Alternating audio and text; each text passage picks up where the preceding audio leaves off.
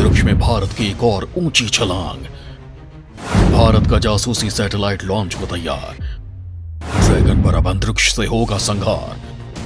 मोदी के इशारे पर इसरो का मिशन तैयार। दोस्तों, भारत को अंतरिक्ष के सुपर पावर बनाने के लिए देश के प्रधानमंत्री नरेंद्र मोदी ने मेक इन इंडिया का जो सपना देखा था, वह अब इसरो की आंखों से साकार होता दिख रहा है। इसी साल लॉन्च किए गए GSAT-1 मिशन की आंशिक सफलता के बाद भारत अंतरिक्ष में गेम चेंजर मिशन को अंजाम देने वाला है।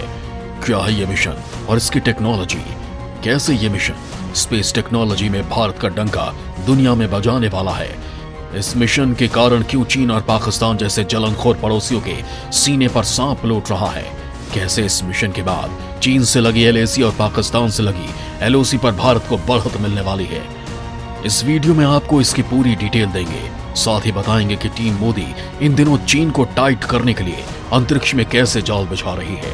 तो इन सवालों के जवाब जानने के लिए बने रहिए मेरे साथ और बिना स्किप किए पूरा वीडियो ध्यान से देखिएगा।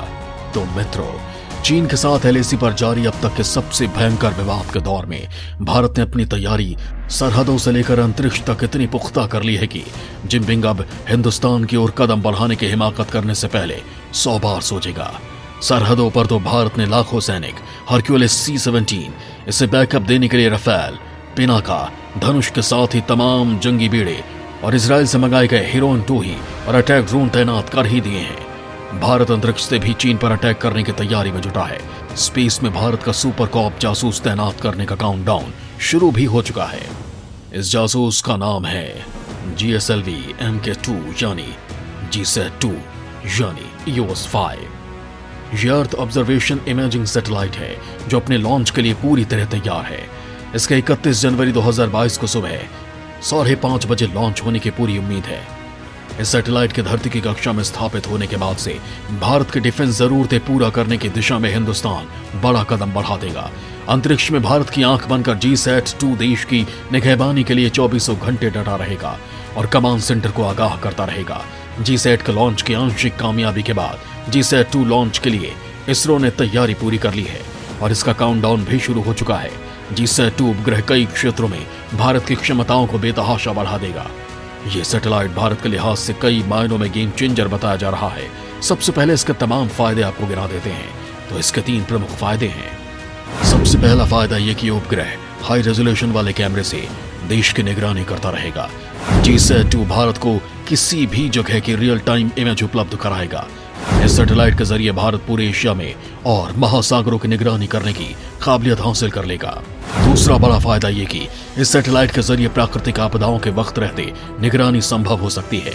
तीसरा फायदा ये होगा कि इस सैटेलाइट से कृषि, वानिकी, खनिज विज्ञान, आपदा चेतावनी और समुद्र विज्ञान में मदद मिलेगी। आसान शब्दों में कहें तो सिर्फ रक्षा क्षेत्र में ही ये सैटेलाइट भारत के हाथ मजबूत नहीं करेगा, इससे कृषि, पर्यावरण और जलवायु परिवर्तन पर भी नजर रखी जा सकेगी ताकि वक्त से पहले तूफान, बारिश और दूसरे प्राकृतिक परिवर्तनों का पता लगाकर उनसे होने वाली संभावित नुकसान को टाला या कम किया जा सके और दुश्मन की हर हरकत पर नजर रखेगा। यानी चीन अगर LAC पर कोई भी स्टेब्लिशमेंट तैयार करेगा या फिर PLA का कोई मूवमेंट होगा, कोई जंगी जहाज ऑपरेशनल होगा या कुछ भी और जो भारत के हितों के लिहाज से ठीक ना हो, अंतरिक्ष में भारत के इस आंख को लॉन्च करने का जिम्मा उठा रहा है भारत का superstar launch vehicle GSLV Mk2 Bharat द्वारा डेवलप किया गया सबसे भारी भरकम लॉन्च व्हीकल है जो अभी ऑपरेशनल है। चौथी पीढ़ी का यह लॉन्च व्हीकल 3 स्टेज कंबशन तकनीक से लैस है जिसमें 4 लिक्विड स्टार्ट ऑन काम मिलाए जाते हैं। GSLV Mk2 तीसरे चरण में स्वदेशी रूप से विकसित क्रायोजेनिक अपर स्टेज यानी CUS है।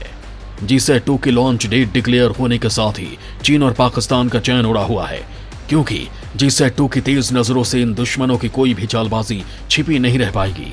GSAT कैसे इन देशों के करतूतों पर नकेल कसेगा ये भी आपको बताएंगे, लेकिन उससे पहले आप ये जान लीजिए कि अंतरिक्ष में भारत की छलांग GSAT तक ही सीमित नहीं है। भारतीय अंतरिक्ष अनुसंधान संगठन इस साल के इन्हीं 3 महीनों में कई बड़े प्रोजेक्ट पर काम कर रहा है। उम्मीद की जा रही है कि इस दौरान 3 अर्थ ऑब्जर्वेशन सैटेलाइट्स लॉन्च कर दिए जाएं ताकि भारत के दुश्मनों के खिलाफ पूरी तरह से किलेबंदी की जा सके। इनमें से 2 EOS-4 यानी RISAT-1A और EOS-6 यान ओशनसैट 3 को इसरो के वर्क हॉर्स PSLV के जरिए लॉन्च किया जाएगा। जबकि तीसरा EOS-2 यानी Microsat small satellite launch vehicle के जरिए पहली बार लॉन्च किया जाएगा, जिसके बाद भारत में लॉन्च व्हीकल्स के एक नए वर्ग की शुरुआत भी हो जाएगी। लिहाजा लॉन्च व्हीकल के तौर पर भारत की निर्भरता सिर्फ GSLV पर कम हो सकेगी। इसरो ने SSLV पेलोड फेयरिंग यानी SPLF कार्यात्मक योग्यता परीक्षण सफलतापूर्वक पूरा कर लिया है। EOS-5 को बीते सितंबर में ही लॉन्च किया जाना था, लेकिन तकनीकी कारणों से इसका लॉन्च 31 जनवरी 2022 को निर्धारित किया गया। GSAT-2 के काउंटडाउन ने ही भारत के खिलाफ साजिश रचने वाले मुल्कों की नींद हराम कर दी है, क्योंकि यह सैटेलाइट अंतरिक्ष से भारत की निगहबानी करेगा और हर तरह के खतरों के बारे में आगाह करेगा। अर्थ ऑब्जर्वेशन सैटेलाइट हर 30 मिनट में 50 मीटर स्पैन की तस्वीरें 24 घंटे उपलब्ध कराएगा, जबकि इससे पहले आंशिक रूप से सफल रहा GSAT-1 हर दिन देश के हर इलाके से 4 से 5 फोटो भेजने वाला था। GSAT-2 सैटेलाइट सरहदी सुरक्षा के अलावा खेती, जंगल, खनिज, बादलों की स्थिति, बर्फबारी और ग्लेशियर के हालात की जानकारी देगा। समुद्र में होने वाली हलचलों के बारे में भी जानकारी मिल सकेगी। उस आधार पर फौरी तैयारी के अलावा दीर्घ अवधि में रिसर्च करने में मदद मिलेगी। इसरो के मुताबिक सैटेलाइट को शुरू में जियोसिंक्रोनस ट्रांसफर ऑर्बिट यानी GTO में स्थित किया जाएगा। ये वही जगह है जहां किसी भी सैटेलाइट को उसके अंतिम लक्ष्य तक भेजने से पहले कक्षा में स्थापित किया जाता है। यह सैटेलाइट अंतरिक्ष में बिल्कुल स्थिर दिखेगा, क्योंकि इसके चक्कर लगाने की दर अन्य ग्रहों के बराबर ही होगी। यह सैटेलाइट बाकी की तरह नहीं होगा जो ऑर्बिट में हमेशा घूमता रहे। GSAT-2 लगातार अपनी स्थिति को एडजस्ट करता रहेगा, जिसके चलते 24 घंटे आसमान से रियल टाइम मॉनिटरिंग की जाती रहेगी। इसी आधार पर नीचे बेस स्पेस सेंटर को तस्वीरें भेजी जाएंगी। इस सैटेलाइट में कार्टोसैट-2 डिजाइन पर आधारित 700 मिलीमीटर रिचीचेरेटियन टेलीस्कोप लगे हैं। GSAT में VNIR, SWIR और LWIR बैंड में ऐसे डिटेक्टर भी हैं जो high resolution multi spectral VNIR के जरिए 50 मीटर रेजोल्यूशन वाली तस्वीरें खींचा करेंगे।